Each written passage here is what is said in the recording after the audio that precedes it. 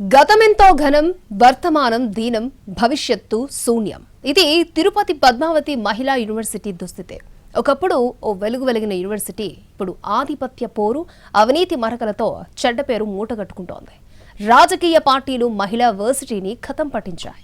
మహిళలు చదవాలి, మహిళలు ఎదగాలి, మహిళా సాధికారిత సాధించాలన్న ఉన్నత ఆశయంతో తిరుపతిలో శ్రీ పద్మావతి మహిళా యూనివర్సిటీ ఏర్పాటైంది. దివంగత ముఖ్యమంత్రి ఎన్టీ రామారావు 1983 ఏప్రిల్ 14న శ్రీవారి పాదాల చెంత ఈ క్యాంపస్ ఏర్పాటు చేశారు. దేశంలో మహిళల కోసం ప్రత్యేకంగా ఏర్పాటైన రెండో విశ్వవిద్యాలయం ఇది. దక్షిణ భారతదేశంలో మొట్టమొదటిది. తిరుమల తిరుపతి దేవస్థానం సుమారు 150 ఎకరాల స్థలాన్ని వర్సిటీ ఏర్పాటు కోసం ఇచ్చింది. ఏటా కొన్ని నిధులు కూడా ఇచ్చి ప్రోత్సహించింది. 42 ఏళ్ల యూనివర్సిటీ ప్రస్థానంలో ప్రస్తుతం 60కి పైగా కోర్సులు, 6,000 మందికి పైగా విద్యార్థినులు, 1,200 మందికి పైగా అధ్యాపకులు, సిబ్బంది ఉన్నారు. నాక్, A+ grade, ISO certificate, PM Usha పథకం కింద 100 కోట్ల నిధి, క్యాంపస్ సెలక్షన్స్ ఇలా పైకి బాగానే ఉన్నప్పటికీ యూనివర్సిటీ మొత్తం అవినీతి కూపంలో కూరుకుపోయింది. కొత్తలో బాగానే ఉన్నప్పటికీ 2007 తర్వాత వర్సిటీలో పాతుకుపోయిన ఒక వర్గం వర్సిటీ పరువును బజారుకి ఇచ్చింది. కులం, వర్గం, బంధుప్రీతితో క్యాంపస్ భ్రష్టు పట్టిపోయింది. 2014 నుంచి 2025 మధ్య పనిచేసిన అధికారులు యూనివర్సిటీని ఆర్థికంగా కుళ్లబడిచారు. కోట్లాది రూపాయలను దోచుకున్నారు. పార్కులు అభివృద్ధి పేరుతో నిధులు మెక్కేశారు. బంగళాల అభివృద్ధి నెపంతో నిధులను సొంత జేబుల్లోకి మళ్లించారు. 2014 తర్వాత రిక్రూట్మెంట్ జరగలేదు. కాంట్రాక్ట్ అధ్యాపకులతోనే పని కానిస్తున్నారు. వర్సిటీలో 260 మంది లెక్చరర్లకు 105 మంది మాత్రమే పనిచేస్తున్నారు. రాజకీయం, ఆర్థికం ఈ రెండు అంశాలు యూనివర్సిటీని శాసిస్తున్నాయి. ఉన్న కార్పస్ ఫండ్ కూడా తీసేశారు. జీరో అకౌంట్తో జీతాలు ఇవ్వలేని పరిస్థితికి వచ్చింది. ఇదంతా చూస్తుంటే యూనివర్సిటీని భవిష్యత్తులో ప్రైవేటుకు అప్పగించే కుట్ర ఏమైనా జరుగుతోందా అనే అనుమానం కలుగుతోందని విద్యార్థి సంఘాలు అంటున్నాయి. కార్పస్ ఫండ్ తీసేసినారు. యూనివర్సిటీ గ్రాంట్స్ ఇవ్వాల్సినంత ఇవ్వట్లేదు. బ్లాక్ గ్రాంట్స్ రాష్ట్ర ప్రభుత్వాలు ఇవ్వట్లేదు. జీరో అకౌంట్లో జీతాలు ఇవ్వలేని పరిస్థితి. ఈ పరిస్థితిలో ప్రభుత్వం ఎప్పుడైతే డబ్బులు ఇస్తుందో అప్పుడే యూనివర్సిటీలో ప్రొఫెసర్లకి, నాన్ టీచింగ్కి జీతాలు ఇవ్వాల్సిన దుస్థితి ఏర్పడింది. విశ్వవిద్యాలయాలు ఆ రకంగా పతనం కావడం అనేది బాధాకరం. దేశ పురోభివృద్ధిలో విశ్వవిద్యాలయాల పాత్ర చాలా కీలకంగా ఉంటుంది. శ్రీ వెంకటేశ్వర యూనివర్సిటీలో కానీ, మహిళా యూనివర్సిటీ కానీ, వెటనరీ యూనివర్సిటీలో కానీ వస్తున్న ఈ మార్పులు కానీ గమనిస్తే భవిష్యత్తులో విశ్వవిద్యాలయాలు ఏమైనా పూర్తిగా వదులుకొని ప్రైవేట్ వ్యక్తుల చేతుల్లోకి ఇచ్చేసే ఆలోచన ఏమైనా ప్రభుత్వాల్లో ఉందా? మొదట్లో పరుగులు పెట్టిన పద్మావతి మహిళా యూనివర్సిటీ క్రమంగా చతికిలబడింది. కొత్త కోర్సు లేదు. వీసీలకు కమిషన్లు తెచ్చే బ్రాంచీలైతే కనిపిస్తాయి. తెలివుంటే కేంద్రం నుంచి స్కిల్ డెవలప్మెంట్ కోర్సులు, AI కోర్సులు తేవచ్చు.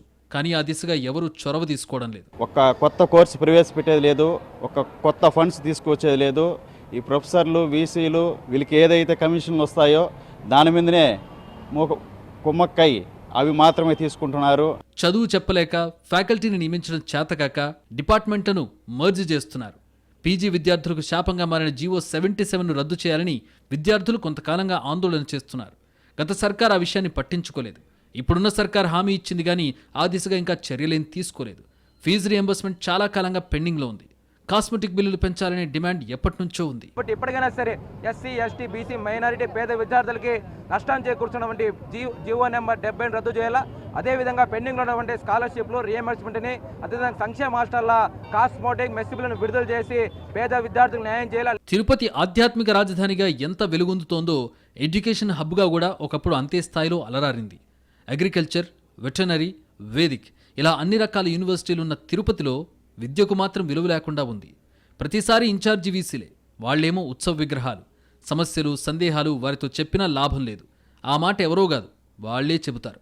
కేవలం ప్రోటోకాల్, బంగళాలు, డాబు, దర్పం ప్రదర్శించడానికి మాత్రమే ఉంటారు. ఈ ఇన్ఛార్జ్ వీసీల ద్వారా ఏమవుతుందంటే విద్యార్థులకి ఏదైనా సమస్య వచ్చి అయ్యా మాకు ఈ సమస్య పరిష్కరించండి విన్సీ దారిదో రిజిస్టర్ జరగకపోతే నేను కేవలం ఇన్ఛార్జ్ మాత్రమే, నాకు చెప్పి ప్రయోజనం లేదని చెప్పేసి ఈరోజు ఉత్సవ విగ్రహాల మారుగా ఈరోజు వీసీలు ఉన్నారు.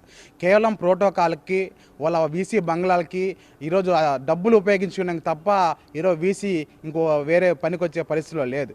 వర్సిటీలో హాస్టల్ అధ్వాన్నం. చాలాసార్లు భోజనం సరిగా లేదని విద్యార్థులు రోడ్డెక్కారు. గేట్ బయట ఎన్నోసార్లు ధర్నాలు చేశారు. 1000 మంది విద్యార్థులున్న చోట కనీస సౌకర్యాలు లేవు. తోలుమందం అధికారులకు ఎంత చెప్పినా ఎక్కదు. వైతరిణి నదిలా క్యాంపస్లో మురుగు కాలువ నిత్యం పారుతూనే ఉంటుంది. ఫలితంగా దోమల బెడద పెరిగింది. దుర్వాసన వస్తోంది. విద్యానగర్ నుంచి వచ్చే మురుగునీరు డైరీ ఫామ్ మీదుగా మహిళా వర్సిటీ వసతి గృహాల ముందున్న కాలువలో కలుస్తోంది. ఈ కాలువ మీదుగా ఎస్వి నగర్లో ఉన్న కాలువలోకి వెళ్తోంది. వర్షాకాలం పరిస్థితి తీవ్రంగా ఉంటోంది. తిరుపతి మహిళా వర్సిటీలో ఇంకో సిగ్గుచేటైన విషయం డ్రగ్స్. ఆ మధ్య ఒక లా విద్యార్థికి గంజాయి అలవాటు చేసి, అత్యాచారం చేసి చంపేసేంత వరకు వెళ్లారు. ప్రణవకృష్ణ అనే వ్యక్తి చాలా మంది విద్యార్థినులకు డ్రగ్స్ అలవాటు చేశాడు. అధికారుల నిఘా లేకపోవడంతో ఔటర్స్ లోపలికొచ్చి మాదక ద్రవ్యాలు అమ్ముతున్నారు. చూసుకున్నట్లయితే యూనివర్సిటీలో ఔటర్స్ ఎక్కువగా రావడం జరుగుతుంది. ఔటర్స్ వల్ల యూనివర్సిటీ విద్యార్థులు చాలా ఇబ్బందులకు గురవుతున్నారు. అమ్మాయిలు హాస్టల్ దగ్గరకు వచ్చి వాళ్ళు ఆగడాలు ఎక్కువ అవుతున్నాయి. యూనివర్సిటీలో ఎక్కువ తాగేసి డ్రగ్స్ తీసుకొని వాళ్ళు అల్లరి వల్ల చాలా ఇబ్బంది పడుతున్నారు యూనివర్సిటీలో. దీని మీద పోలీస్ యంత్రాంగం కూడా అసలు ఏమీ చర్యలు కూడా తీసుకోవడం లేదు.